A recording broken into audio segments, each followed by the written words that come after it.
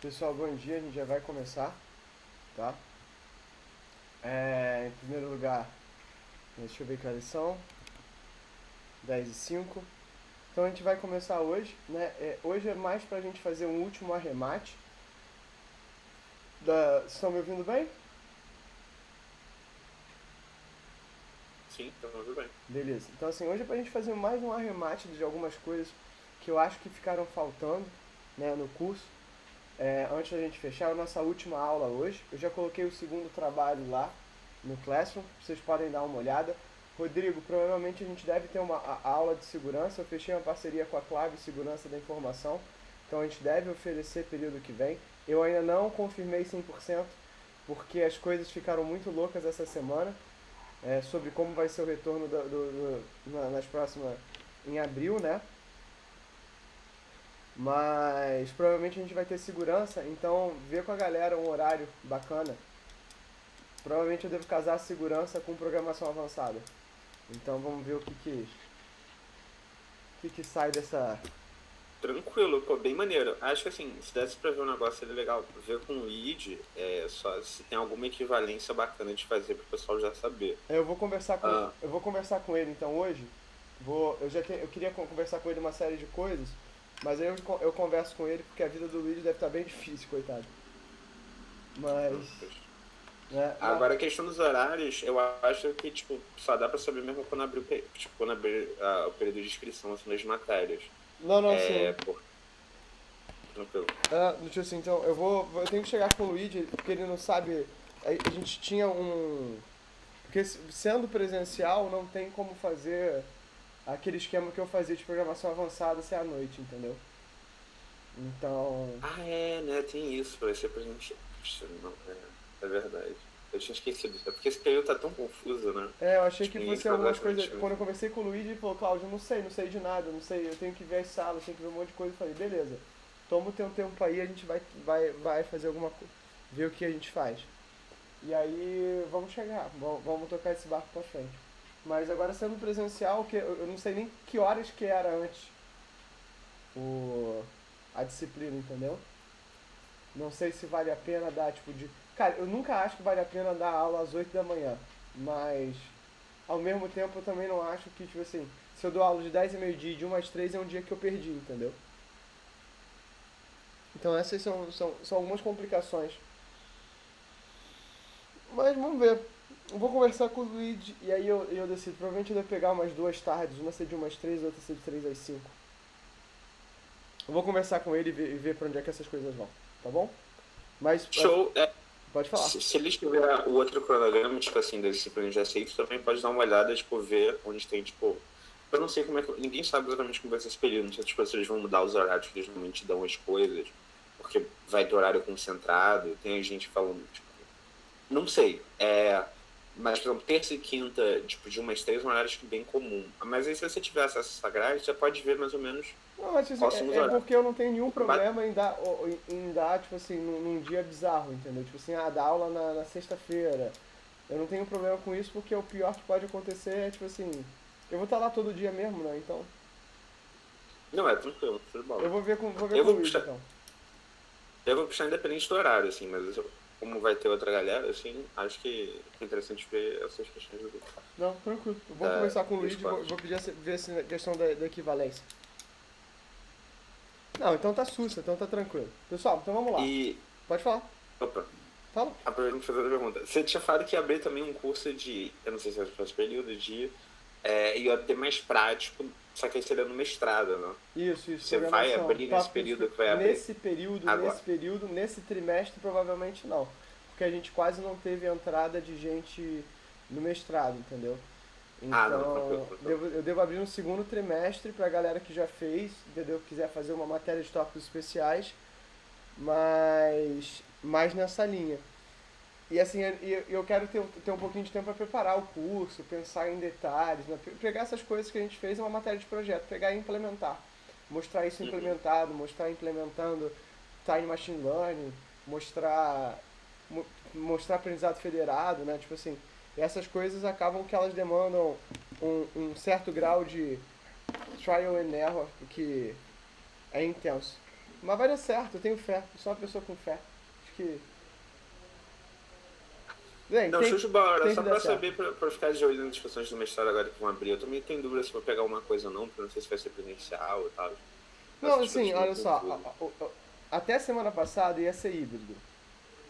Essa semana a gente recebeu o seguinte, galera, vai ser tudo presencial. Aí é treta. Eu até semana Então, passada. mas nessa nota do tudo presencial, tá falando que tipo, os professores que fazem parte do grupo de risco definido pelo MEC podem pedir, tipo, fazer virtual. Eu acho que são alguns professores, porque tem muita gente, professor idoso na FRJ, tipo, Uhum. é natural. Então, assim, eu não sei totalmente como é que vai ser. É Tá porque muito assim, é confuso. que E não essa. vale a pena ser tudo. Imagina, você faz uma disciplina de 10 a meio-dia presencial. Aí de umas 3 você faz remota. Onde é que você vai fazer remota? Dentro da universidade? A gente tem banda para 50 mil alunos vendo coisa remota? É muito. Você entende Essa que é situação complicado, realmente tá. entendeu? Ou então, por Não, não, exemplo, claro, assim. mas eu tô falando que o GT. É porque o GT do. A nota que falou 100% presencial falou disso, entendeu? Os professores que estão nessa. Do MEC Condição de poderiam dar aula risco, né? virtual. É, tipo Mas eu assim, não sei exatamente. o GT, a grande questão é isso, o GT ele só recomenda coisas, né? Ele não é declarativo. E a pressão da universidade é o retorno presencial. Então, que até é justo, tá, gente? Eu não, nem tô mais questionando se é justo, se não é justo. Mas é complicado, né? Mas assim, são complicações que a gente tem, que são naturais aqui, a gente tem que entubar um pouquinho também, não tem muito o que fazer. Mas é, a minha percepção é que, assim, que os coordenadores eles vão exigir, né,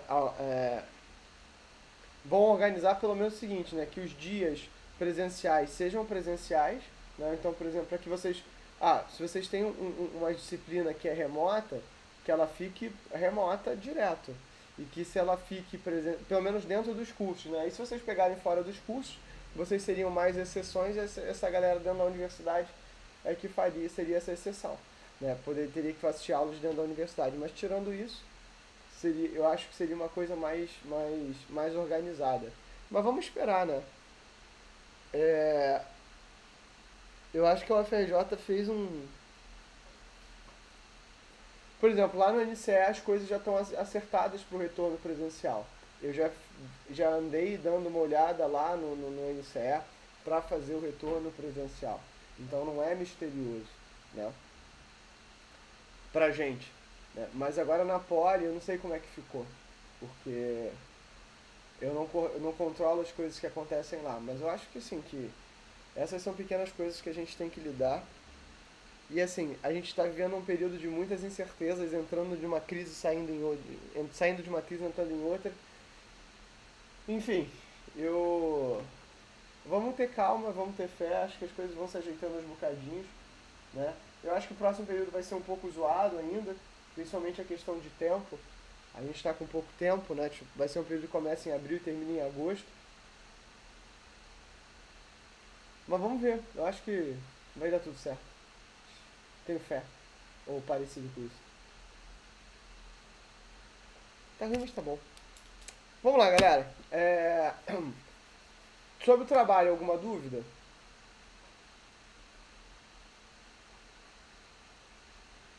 Pessoal, eu caí? Não, beleza. Estou aqui, professor. Não, tranquilo. Sobre o trabalho, então, nenhuma dúvida.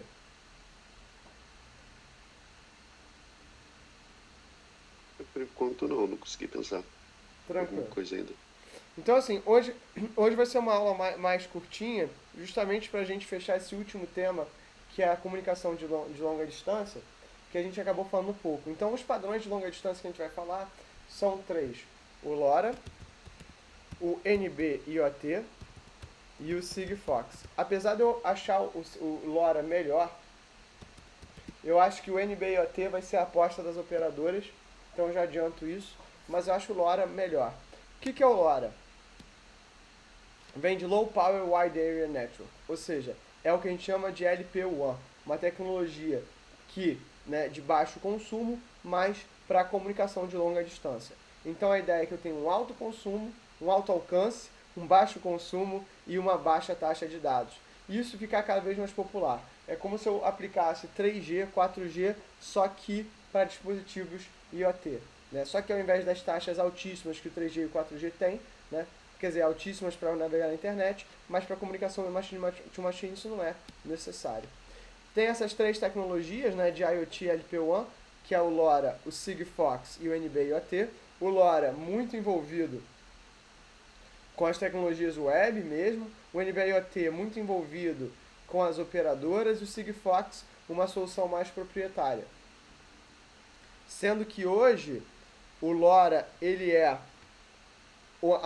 a mais popular, uma das mais populares, se não a mais popular, apesar de eu achar que o NB-IoT vai levar. Então, qual é a ideia? Numa Local Area Network, eu tenho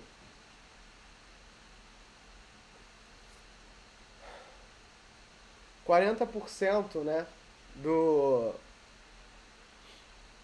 tráfego sendo trocado, né? Claro, você falou que o tráfego celular era a maioria. Na verdade, ele é a maioria porque a gente está nele a maior parte do tempo, né? Mas a maior parte dos dispositivos do tráfego local de trabalho seria usado aqui nesse Short Range Communication, tá? Em termos de quê? Em termos de machine to machine, em termos de, né, IoT. Eu não estou falando em termos, por exemplo, do teu computador tradicional. Eu estou falando assim, entre os dispositivos IoT, a gente imagina que 40% desses dispositivos estejam numa rede caseira ou numa rede de baixa bateria, né, onde, né, uma rede onde eu teria,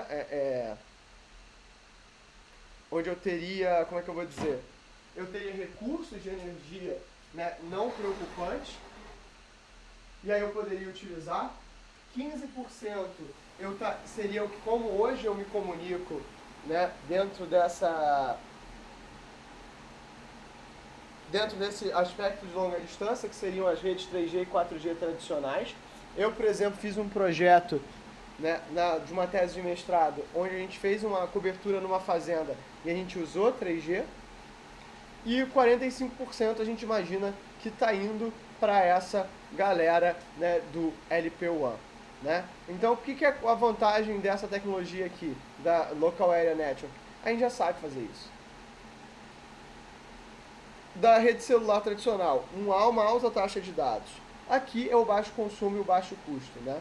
Então, aqui a ideia é que isso aqui pegue o melhor desses dois lados. Então, aqui o alcance seja equivalente ao das redes celulares, talvez um pouco maior, porque ele vai ser destinado muito a essas áreas rurais, onde eu não tenho problemas, por exemplo, de altos prédios bloqueando comunicação. Então eu teria realmente um longo alcance, estou falando na ordem de quilômetros, tá? Mas pelo menos 200 metros. A gente formou a LoRa Alliance, da mesma forma que a gente tem o Wi-Fi Alliance, a Zigbee, o Consortium, você vai ter a LoRa Alliance certificando esses dispositivos IoT. Então, a característica seria de até 15 km, a taxa de até 50 kbps e baterias durando até 10 anos utilizando esse elemento. Então, isso é bastante impressionante. Né? E a visão geral, ele é definido nessa RFC 8376, com baixo consumo e mais baixo throughput, e a arquitetura é que eu teria nodes LoRa, que se uniriam a gateways 4G ou Ethernet, que esses caras iam se comunicar com o teu elemento direto, né? Com o teu celular, com o teu computador. Ou seja, eu não tenho comunicação direta com o LoRa com as outras redes, mas eu também não tenho do 4G com as outras redes. De certa forma, eu tenho que ir para a rede da operadora. Então essa é a arquitetura padrão do LoRa. O LoRa ele vai estar sendo definido a nível de camada física, então LoRa é o rádio e LoRaWAN é a tecnologia, né, de camada de enlace e aplicação. Tá? Então quando eu falo em LoRa, esses termos LoRa, LoRaWAN, é que LoRa é a tecnologia de camada física e LoRaWAN é a tecnologia de camada de enlace. Tá? Para isso ficar bem claro também, A gente acaba chamando tudo de LoRa justamente porque...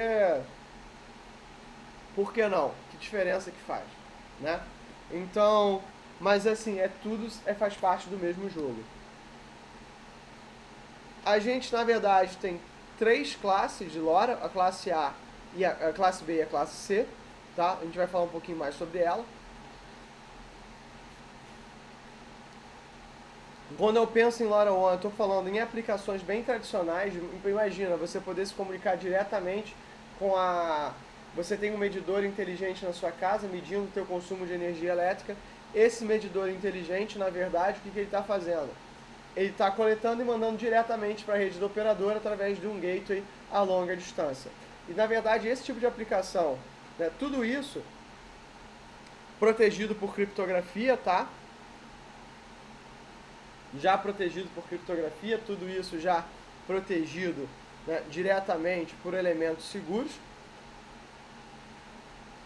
E se comunicando com a tua rede tradicional. E é por isso que eu acho também que o NB-IoT ele vai ser a tecnologia, porque o NB-IoT ele já se baseia nas antenas das operadoras que a gente tem hoje, né? O NB-IoT já se baseia nas tecnologias celulares que a gente tem hoje. Então, acaba sendo muito mais tranquilo da gente ver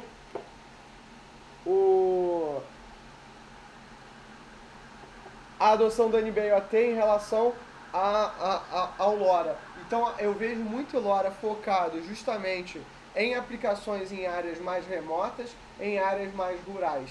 Mas essa é minha interpretação do fato, né? Tipo assim, acho que cada pesquisador, cada cientista vai ter uma visão muito diferente do que vai acontecer. Então as 3 classes elas vão se dividir pelo tempo de bateria e a latência, né? Então, na verdade, a classe A é a que vai ter a maior bateria. Por quê? Porque ela vai se comunicar menos. Então, quando eu trabalhar com LoRa em classe A, eu estou buscando, né, me comunicar o mínimo possível para que a bateria dure o máximo de tempo, né? Tudo isso com disputa de acesso ao meio, tá? Enquanto na classe B eu tenho uma comunicação slotted, ou seja, daquela coisa, eu vou ter um beacon, vou sincronizar todo mundo. Eu tenho uma questão de latência, né, controlada pela base station, né, da forma muito similar ao que eu faço no 802.11. E o C, né, que é a classe mais tradicional, que vai alcançar por volta de uns 200, 300, 500 metros, que é a maior parte dos dispositivos, que não vai ter latência para comunicação, mas eu vou acabar consumindo mais energia. Então, assim, a energia também tem muito a ver com a potência do rádio, né? Então, quanto mais distante, mais energia eu gasto num determinado momento, por isso que eu tenho que dormir mais, mas ainda assim, a classe A é a classe que vai ser, que vai ter o maior tempo de bateria. Cláudio, por que eu não estou usando a classe A sempre? Porque não é toda aplicação que me permite fazer esse tipo de coisa. Está alocado dentro de bandas ISM, o que também é uma desvantagem para o LoRa, mas é muito legal que fazer produtos LoRa é muito barato. Trabalhando nessa faixa dos 900 MHz, que é a mesma faixa que funciona o 802.15.4 original. Alguns desafios que a gente tem, ele trabalha no Pure Aloha, ou seja, por isso que ele tem um desempenho baixo e simplesmente tenta transmitir. Qual é o rationality desse Pure Aloha, por exemplo, na classe A? As pessoas vão querer transmitir pouco. Então isso não deveria ser um problema tão grande. Só que a gente sabe, né, que eu tenho um limite do dead cycle, ou seja, o tempo que o canal pode ficar vazio, né, ou pode ficar dormindo. Então esse limite é um limite que, dependendo do tempo que eu ficar dormindo, eu posso ter mais ou menos colisão, então tem que calcular esse limite de forma tradicional. Essas transmissões, elas podem, né, como elas são paralisadas, elas podem gerar atraso, ou seja, eu tenho back-office de transmissão para eu verificar que o canal está livre, já uma vez que eu estou usando o Pure Aloha para trabalhar. Eu tenho alguns tipos de mensagem, né, de mensagens, ou seja, 8 tipos de mensagens só. Da mesma forma que o Bluetooth, eu vou mandar as mensagens em... Eita, esqueci o nome. Piggybacking, ou seja, numa mensagem de confirmação eu vou mandar as mensagens de dados, tá? Então, nas confirmações de dados, de eu poder enviar alguma mensagem, eu vou mandar a mensagem piggyback desse elemento, e isso vai resolver. Então, olha qual é a ideia. Eu tenho o Piro Aloha, só que no primeiro momento, antes de eu ganhar acesso ao canal, o que eu faço? Eu mando uma mensagem de confirmação. Uma vez que eu tenho aceito, eu ganho acesso ao canal e mando as minhas mensagens. Com o protocolo da camada 2, ele vai ter um frame header, onde eu vou ter o endereço do dispositivo, um frame de controle, um frame de conteúdo e um frame de opções. Vou associar isso a uma porta e a um payload, e isso aqui vai estar associado ao meu payload da camada MAC. Essa arquitetura pressupõe comunicação segura, então não tem mistério aqui, né? E hoje já tem uma galera adotando, como essa The Things Network, que é a mais famosa deles, UBDOT, HasIoT, LoRa IoT, todos esses caras trabalhando.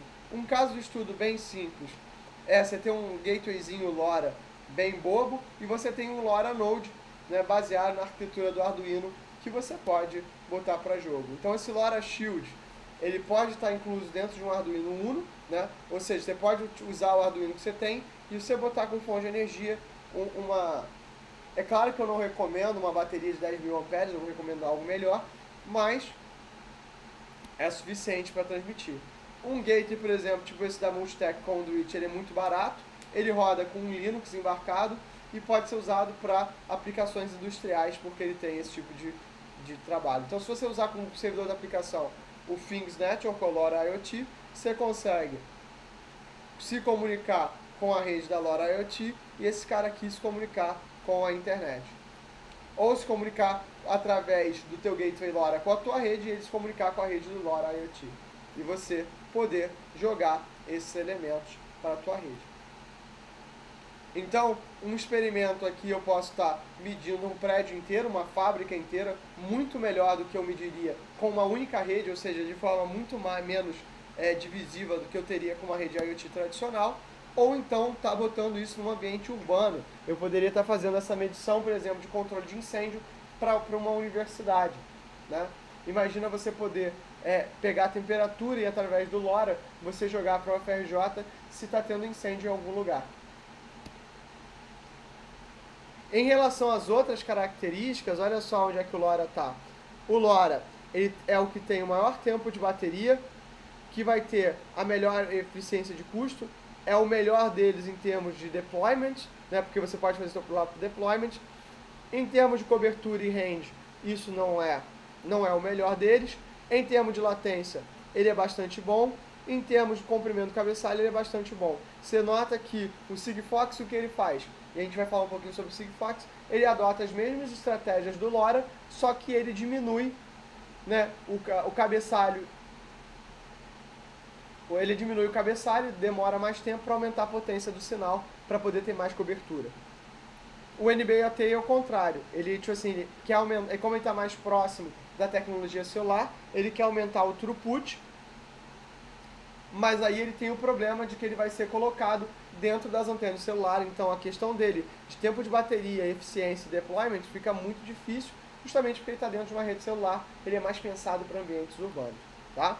Então, esse é o modelo 1 que eu queria mostrar para vocês. Tem um outro elemento aqui, que é o...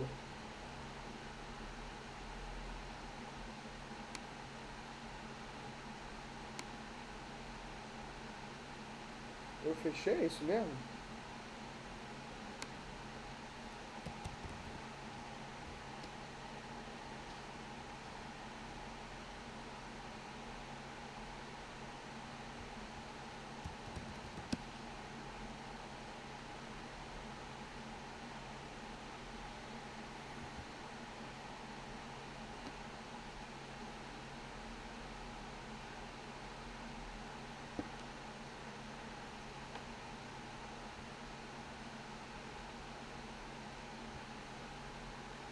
O NB-IoT e o Sigfox são outros dois padrões, tá? Também nessa linha, o NB-IoT vem de Narrowband IoT, tá? E o Sigfox é uma tecnologia proprietária. O Narrowband IoT, ele vem na cola do 5G, tá, galera? Então, assim, ele é pensado para trabalhar dentro das antenas junto com o 5G, né? Então, a gente teve aqui nos anos 80 a primeira geração de celulares, né? Então, o primeiro G, ele tinha alguma conectividade, algum grau de conectividade. Esse grau de conectividade que ele tinha, na verdade, vinha do quê? Vinha da transmissão analógica, né, dessa transmissão. O 2G chega nos anos 80, é o ED, né, que a gente tinha. O 3G no começo dos anos 2000, né, enquanto o Brasil demorou, né, no começo dos anos 2000 a gente ainda usava 2G, era caro, o 3G já era verdade na Europa. No começo de 2010, 2012, o 4G começa a bombar e agora a gente está chegando com o 5G. Né? Então você nota que a cada década, né, a gente está bombando uma determinada tecnologia, né? E o 5G é uma revolução em termos de velocidade, só que isso a gente também vai usar essa banda para transmitir coisas machine to machine. Então enquanto aqui a gente está pensando, né, nessa ponta aqui, em ultra confiabilidade, baixa latência, de alta disponibilidade, não são todas as aplicações que precisam disso. Então aplicações que eu preciso de pequenos volumes de dados, eu vou poder usar a tecnologia do NB-IoT como qualquer tecnologia que a gente vem pensando.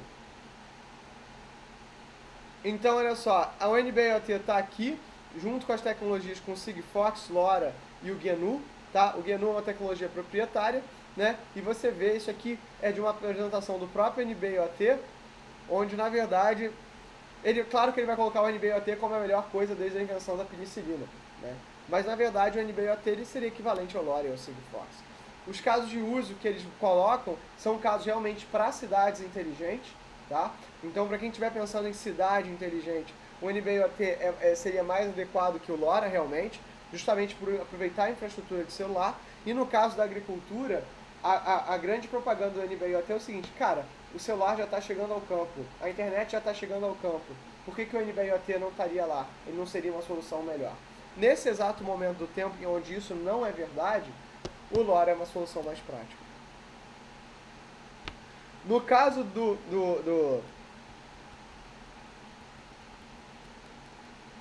essa figura aqui está errada, mas a ideia é bem parecida. Eu teria um transmissor, uma antena de celular para uma nuvem qualquer. Vocês vão ver que o Sigfox é bem similar a isso, né? O NB-IoT ele estaria justamente pensando nessa questão de monitoramento ambiental, enquanto o LTE Advanced, ou seja, o LTE-M, que seriam os equivalentes da I3E para o 4G, estariam pensando em aplicações mais de uso intenso. Dois tipos, né? Vou chamar de CAT N1, M1, essa tecnologia de longa distância de alta disponibilidade, de alta banda, e CAT NB, NB mais uma vez de Narrow Band, né, focado realmente, né, em dados menores, mas com a habilidade de usar frequências do 4G e do 2G, né? Ou seja, né, qual é a ideia? Eu quero aproveitar a infraestrutura que eu já tenho para fazer a minha tomada de decisão. Então ele tem o suporte do 3GPP, né? E até a bateria também deveria durar quase 2 anos, o alcance do GPRS e até 55 mil dispositivos por célula. E essa é uma baita de uma vantagem, né? Imagina o centro da cidade sendo monitorado em tempo real, mas isso a gente tem um certo conjunto de dificuldades. Rodando na faixa de 180 kHz, com uma cobertura de 164 decibéis, a latência é menor do que 10 segundos, tá? Então, na verdade, ele é como se eu reaproveitasse os antigos padrões de telefonia para fazerem comunicação machine to machine. Se eu jogo ele no LTE, ele, dentro do GSM, ele tem uma banda própria, né, o que a gente chama do standalone. Se eu estou dentro de antenas do LTE, ele está em bandas estreitas entre frequências do LTE, mas ele pode trabalhar dentro dessas bandas do LTE, dentro de uma banda específica numa mesma antena. Então, eu consigo fazer ele trabalhar dentro da infraestrutura que eu já tenho. Mais uma vez, eu bato na tecla. Se eu tivesse que hoje, que eu fosse um operador e fosse escolher uma tecnologia, seria o NB-IoT. Dentro desse espectro, as faixas de até 250K, ou seja, muito mais rápido do que tanto o LoRa quanto do Zigbee, tá? Não sei se tudo isso é necessário, mas é muito legal você poder ter. Half duplex, né, porque não funciona bidimensionalmente, nem precisa ser. Essas comunicações, né, realmente pensando nesse foco machine to machine, usando uma modulação QPSK, ou seja, aquela modulação ortogonal segura, né, com pre-shared key, usando tanto bandas ISM quanto licenciadas. Isso é uma vantagem em relação ao nosso menino LoRaWAN, porque usualmente ele vai usar só as licenciadas, né, e o LoRaWAN é só bandas ISM. Se eu estou usando dentro de uma característica do espectro L2, ou seja, o segundo tipo, eu vou estar trabalhando diretamente dentro da infraestrutura do 5G, tá? Então, jogando como esse elemento, como se os próprios sensores eles pudessem ser antenas por si só, o que a gente chama de non-access stratum. Na verdade, né, eu posso ir diretamente para a operadora. Só um instantinho, galera. Alô?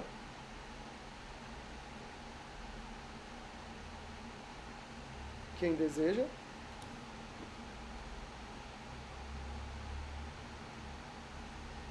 Tudo bom? Graças a Deus.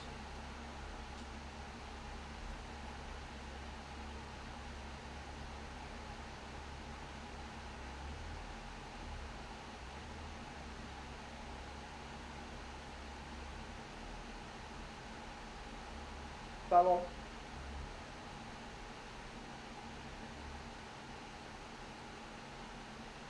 Tem como mandar isso para algum e-mail ou só pela plataforma?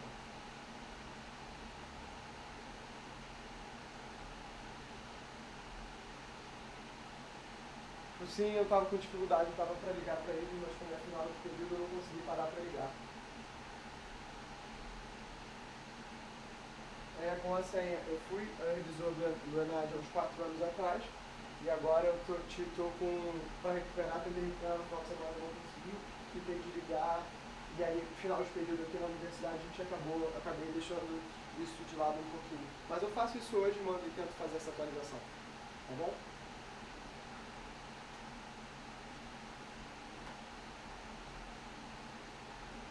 Não, eu fiz isso, eu não estava conseguindo mandar um e-mail de volta para mim. É por isso que eu vou ter que ligar para eles para pegar uma senha nova. Mas eu faço.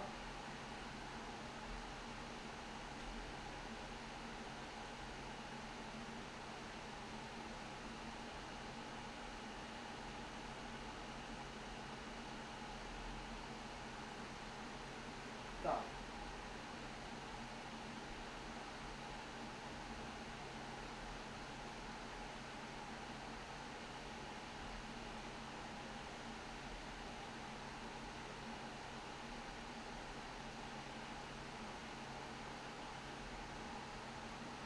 É que eu tô dando aula.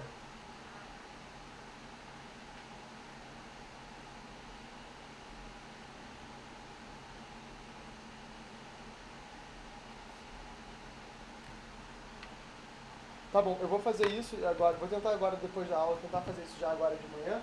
E aí qualquer coisa eu te dou um retorno. Posso te retornar para esse número?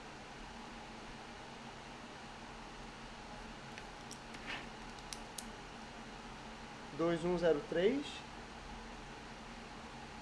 Tá, eu vou tentar fazer isso agora de manhã e qualquer coisa eu retorno para você, tá bom? Nada. Tenha um bom dia.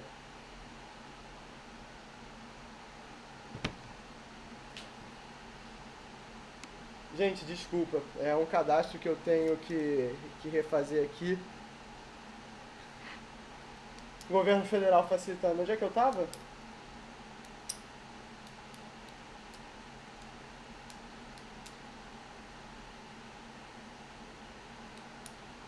Tá falando sobre o Spectre L2. Então, assim, eu tenho duas formas de acesso. Ou eu vou para o Software Gateway direto, ou eu vou passar isso via antena, né? Então, eu tenho essas duas formas de trabalhar. Com acesso que a gente chama de Non-Access Stratum ou Access Stratum, que é esse tipo. Código através de correção de erro tradicional, né? Toda divisão de pacotes, super tradicional, como a gente já fazia em qualquer tecnologia. Essa arquitetura é uma arquitetura bem parecida com o de telefonia. Eu tenho aqui a minha topologia. Eu vou entrar numa RAM, que é um elemento de entrada de telefonia celular. Eu vou ter uma gerência de contas bem tradicional, ou seja, na prática é transformar o sensor no celular, tá? Trabalha pouco com mobilidade, né? Mas não é o pensamento original, né? E isso, mas está sendo pensado para você poder pensar, por exemplo, e-health, né? E você poder fazer monitoramento de seres humanos em tempo real, em condições de saúde, pessoas que tenham necessidade, tá? Altas discussões éticas em relação a isso, né? Porque você monitorar um ser humano em tempo real é uma parada problemática. Sigfox trabalha na faixa dos 100 Hz a 200 kHz, também trabalha com pre-share key, alta eficiência dentro desse ultra narrow band, trabalha de forma desincronizada, com frequências randômicas para você trabalhar, garantidas pelas antenas. Trabalha com antenas MIMO, múltiplo input, múltiplo output, de forma similar ao 4G, mas é uma solução proprietária. Tem a própria cloud deles, que é a Sigfox Cloud, também é proprietário. Ou seja, o que a Sigfox faz? Ele criou uma infraestrutura e te vende essa infraestrutura. O LoRa te vende um protocolo, né? O NB-IoT usa a estrutura do operador e o LoRa te dá o Sigfox te dá uma infraestrutura fechada, né? Que eles mesmos controlam, eles mesmos têm. É como a Amazon Web Services, só que eles te dão a antena para entrar dentro da rede deles, tá? Feito muito para áreas rurais, é onde eles têm ganho dinheiro, tá, galera? Essas áreas remotas é onde eles têm posto mais da infraestrutura deles. E eu vou contar para vocês uma coisa, não é o meu favorito por causa dessa questão proprietária, mas, cara, é uma ótima solução. Funciona muito bem, né? Boa energia de eficiência, boa eficiência energética, né? Bastante baixo consumo, a maior parte do tempo o cara está dormindo, então ele acaba, né, se comunicando pouco com alto tempo de vida, um alto alcance, justamente alta potência de antena, né?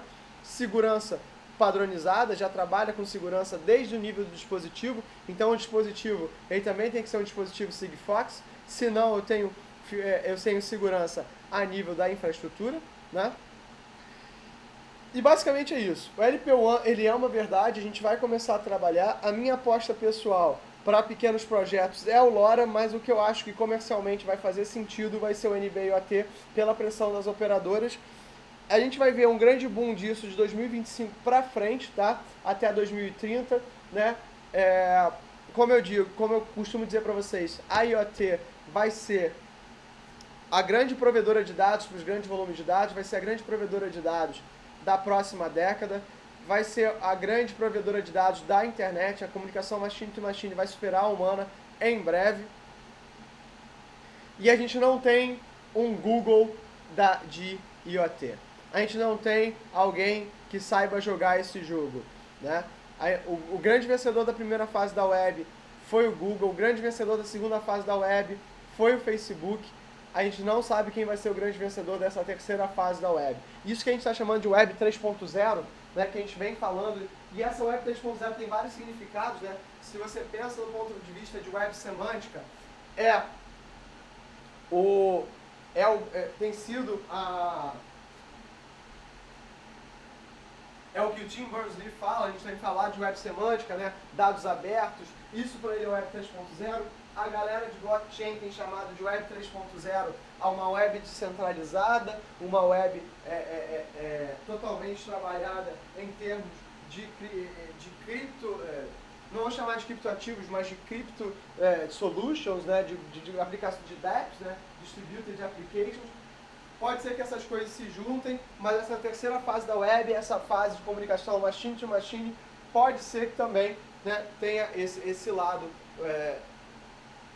de importância, e eu acho que é onde a gente vai ter um maior volume de informação, é onde eu acho que a gente vai ter a maior troca de dados. Tá? Então, isso aqui é uma tendência, entender essa tendência é legal. Eu tenho um aluno meu de projeto final fazendo o projeto final dele dentro de LoRa para comunicações de estufas inteligentes, né?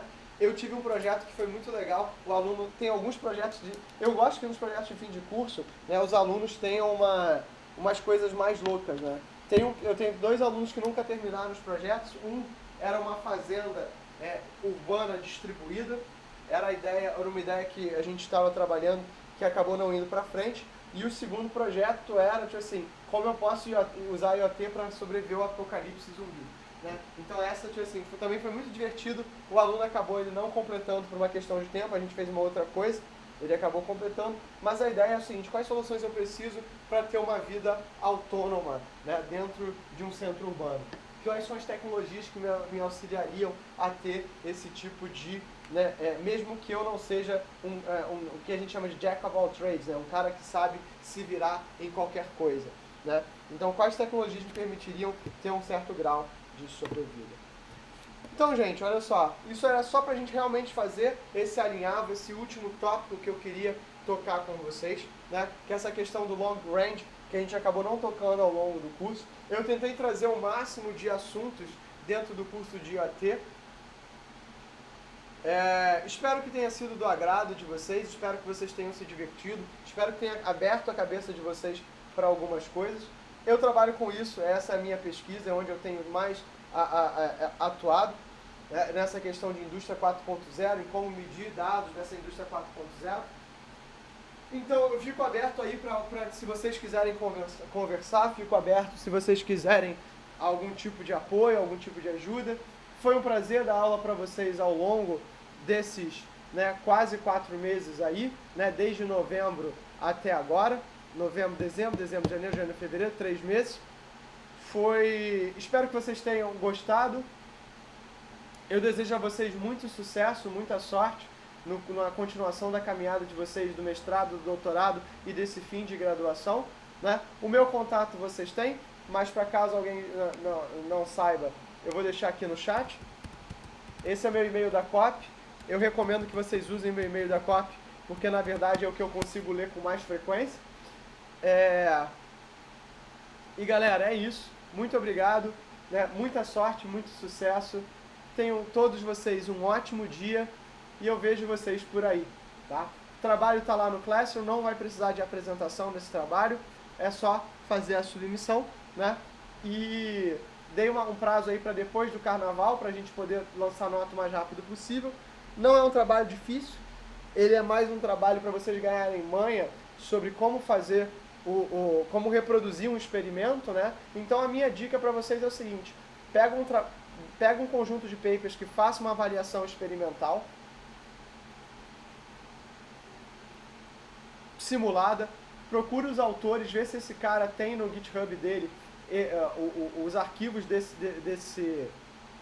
dessa simulação, tenta realizar essa simulação e tenta duplicar. Para que isso serve? Serve para que ao longo, né, da carreira de mestrado e doutorado de vocês, se vocês quiserem comparar um trabalho com o trabalho de vocês consigam fazer a reprodução dos experimentos. Então é muito importante vocês procurarem esse tipo de trabalho, saberem replicar isso, e mais do que isso, vocês também disponibilizarem os teus experimentos. Porque se vocês acharem que é difícil replicar um experimento, né, o que você tem que garantir é que você não está cometendo o mesmo erro. Né? Então, assim, ciência é reprodutibilidade. Então tem que ser capaz de reproduzir tanto o que você fez, quanto o que você quer ver. Tá bom? Então, gente, esses foram os meus 20 centavos. Espero ter contribuído com a formação de vocês, pelo menos com algumas ideias novas. Muita sorte, muito sucesso e vocês estão liberados. Claro, claro sim. Deixa eu só parar aqui a gravação.